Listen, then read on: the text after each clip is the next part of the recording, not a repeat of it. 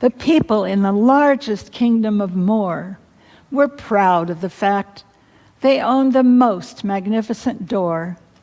It wasn't connected to anything anyone could see, like an amphitheater or a stadium, though it looked like a door to a palace or a palladium.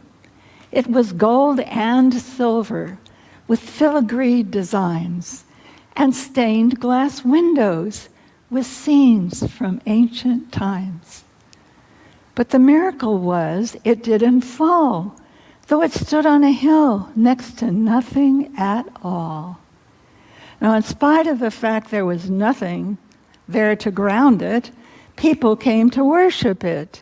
They bowed down all around it. On occasion, politicians pounded on the door, not on the glass, of course, but it didn't open, therefore, on occasion some did curse. Then one day a little child came by and asked them all, "What for? And why are you pounding on and praying to that door?" "It isn't just a door," a woman said. "It's a phenomenal psychic creation." "It's a sign from God," another said, "a symbol for our nation." The people started to argue about the purpose of the door.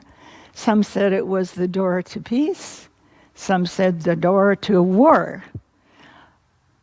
But until that little child came by, words were all they'd tried. "Well, why don't you open the door," she said, "and go ahead inside?" "We can't do that," the grown-ups frowned. "It doesn't open at all. As you can see, there's no inside, no ceiling, floor, or wall." But the child had opened doors to things that grown-ups couldn't see, to imaginary planes or trains or a clubhouse yet to be. So she was pretty pleased about a door that looked so real but had nothing else around it. Yes, she liked it a great deal. So she slowly walked up to it, turned the knob, and pushed it back.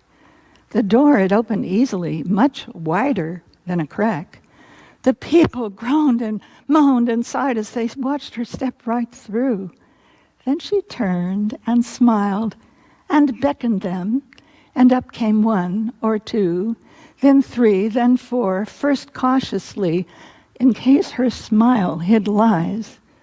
But once they stepped beyond that door, were met with a sweet surprise. They laughed and danced and sang and cried. It said they all went wild. What had they found beyond that door? The wisdom of a child. The people on the other side continued moans and sighs and did not cross the threshold after several frightened tries. "It's okay," said the little child to the grown-ups at her side. "They don't want to play just yet. But the door is open wide, and I'll leave it that way just in case they ever want to come." On occasion, some folks did. And now my story's done.